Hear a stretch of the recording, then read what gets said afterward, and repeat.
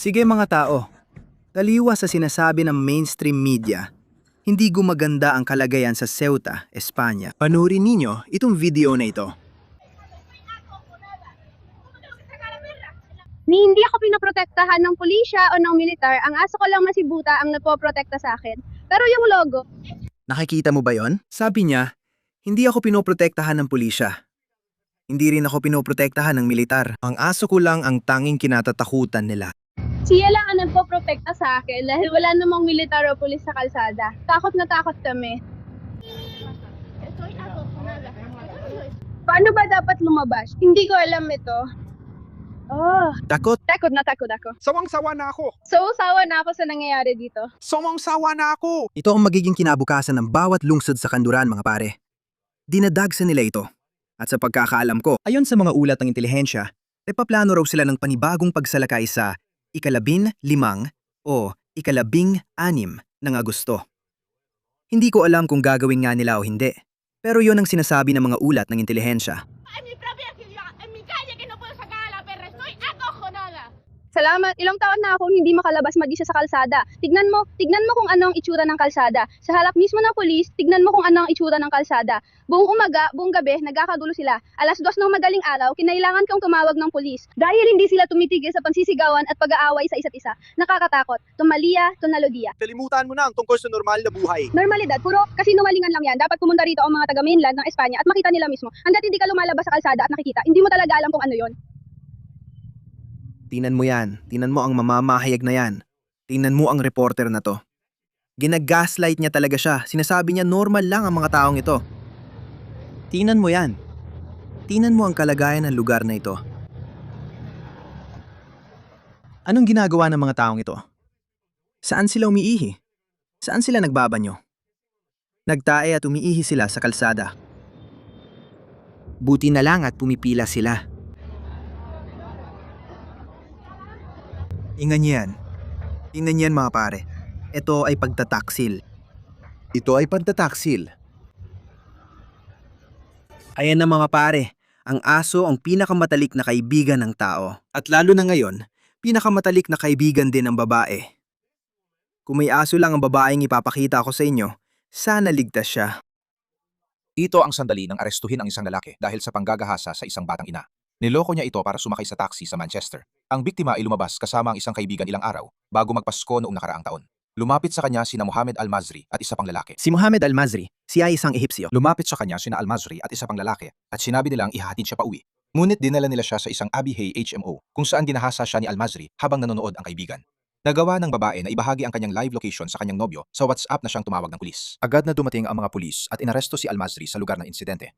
Si Al-Mazri, 25 taong gulang at walang permanenteng tirahan, ay itinanggi ang isang kasong panggagahasa. Ngunit napatunayang nagkasala sa hatol ng nakararami sa Minchell Street Crown Court sa Manchester. Idineklarang mapanganib na kriminal si Al-Mazri ng isang hukom at siya ay hinatulan ng walang taong pagkakakulong. Si Al-Mazri ay isinailalim din sa habangbuhay na obligasyon ng pag-uulat, 10 taong Sexual Harm Prevention Order at isang restraining order. Ngunit walang deportasyon. Isang 25 taong gulang na mandaragit na limitado ang kaalaman sa Ingles ang sumunod sa isang nag-aalalang, mahina at batang ina sa Piccadilly Gardens na kunwaring mabait para isakay siya sa taxi at dinala siya pabalik sa isang HMO kung saan niya ito ginahasa habang nanonood ang kanyang kasama. Kailangan ninyo ng mga aso mga pare. Kailangan ninyo ng mga aso. Ang mga aso ang pinakamatalik ninyong kaibigan. Malay mo? Baka ang kanduraning sibilisasyon ay mailigtas ng mga aso. Panoorin ninyo itong nakakatawang video. Isang may-ari ng aso ang bastos na nilapitan at ininsulto ng dalawang lalaking Muslim. Sa tingin ko, hindi tama ang salitang inabuso. Pero tinutukso siya. Pero ang maling Brit ang napili nilang asarin. Tingnan mo ito. Hindi, wag mo akong bigyan. Hindi kita kailangan sumama. Kailangan sumama. Putangin na, hindi ko kaya. Umupo ka dyan. Palalabasin ko ang mga aso at ayusin natin to. Ayoko talagang gawin to. Hindi, pero gusto ko. Umalis ka na lang dyan. Oo. Patuloy mo siyang itulak. Patuloy mo siyang itulak. Hindi sila nakakarinig! Hindi sila nakakarinig! Pingi sila. Ho, ako ang bahala sa kanila. Pero, ibig sabihin ng mga mangangaral, tulad mo. At tingnan mo ang purma ng mga ito, oh. Kapag lumipat ka sa bagong bansa, natatakot ka, nahihiya ka, kinakabahan ka. Sinusubukan mong makibagay. Sinusubukan mong intindihin ang mga kaugalian ng bago mong bansang tinirhan. Pero tingnan mo ang mga ito. Basta lumalabas lang sila. At kinunan pa nila ng video at inilabas nila ito, iniisip na tama lang ang kanilang asal. Pinutukso nila ang isang ordinaryong naggaraan. Tingnan mo ito. Wala naman siyang ginagawa. Naglalakad lang kasama ang mga aso niya at gumawa pa sila ng mga tunog ng aso.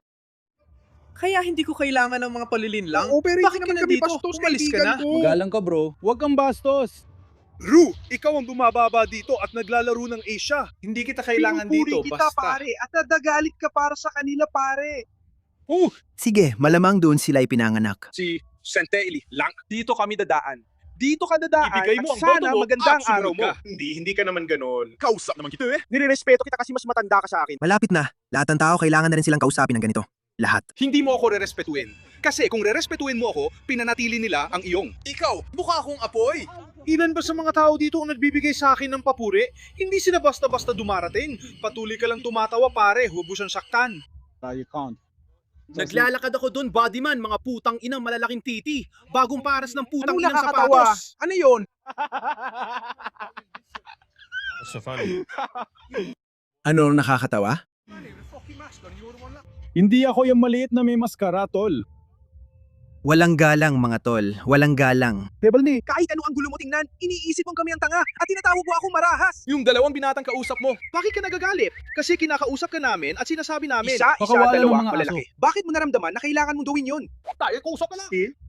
Oo, ganyan ang wika ng aso. Iyan ang isang Yan ay paradox. dalawang napakabobong tao. Mag-ingat ka sa pananalita Pare, mo, huwag kang pare. bastos, Huwag kang bastos, tol. Huwag kang Huwag kang bastos, bastos. Hindi ka totoo. Oo, may punto siya magsalita. Alam mo, hindi ako ang putong inang rad. Dahil hindi ko papayagan na ang dalawang gago na katulad nyo ay magpunta rito at magpakita ng putong inang ugali. Ano ka mo? Yung mga aso nyon, hindi ka nila karapat dapat. Magiging tapat ako sa'yo. Hindi ka nila karapat dapat. Hindi rin karapat dapat sa ang bansang ito. Patuloy mo lang sabihin yan sa sarili mo. Hindi ka nila karapat dapat. I-post mo sila sa Facebook Marketplace. I-post mo Hindi ka sila nga sa Facebook lalaki, Marketplace. macho. Hindi ka nga lalaki. Hindi ka lalaki. I-post mo sila sa Facebook Marketplace. Magtiwala ka sa akin. I-post mo sila sa Facebook Marketplace para magkaroon sila ng mas mabuting may-ari. Ang ibig ko sabihin, bumalik ka na lang sa bangka, putang ina. Pinapakain mo ba sila? Pinapakain mo ba sila? Bumalik ka na sa bangka. Naririnig mo ba yon? Magtiwala ka sa akin. I-post mo sila sa Facebook Marketplace para makahanap sila ng mas mabuting may-ari. Pinapakain mo ba sila? Pinapapain mo ba sila? At hulaan mo? Dahil lang sa komentong ito, baka talaga siyang maaresto. O naging racist ka. Pinapakain mo ba sila? Pinapakain mo ba sila? Pinapakain mo ba sila? Makakarating din tayo sa tamang pelikula. Dapat hayaan mong sorpresahin kita. Ipinamanak ako sa Newcastle, St. Louis. Ano bang ginawa ko? Isa kang gagong nigger. Isa akong tunay na tao. Para hindi kita gusto tulad ng isang nigger. Pumasok ka sa kwarto ko. Ayaw mo sa akin. Hindi ako kukuha ng gagong nigger. Sinubukan kong. Kailangan natin ng mga aso. Kailangan ninyo mag-alaga ng mas maraming aso. At makikita ninyo na ang ibang mga makakaliwa ay magsasabi sa ibang mga kanduranin na huwag mag-alaga ng aso para mas mapagbigyan ang mga Muslim. Katulad ng babaeng, nagsabi na kailangan nating lahat magsuot ng hijab. Huwag kayong magkompromiso sa kahit ano. Huwag niyo silang pagbigyan kahit katiting. Dahil tuwing may ibinibigay kayo, may nakukuha sila.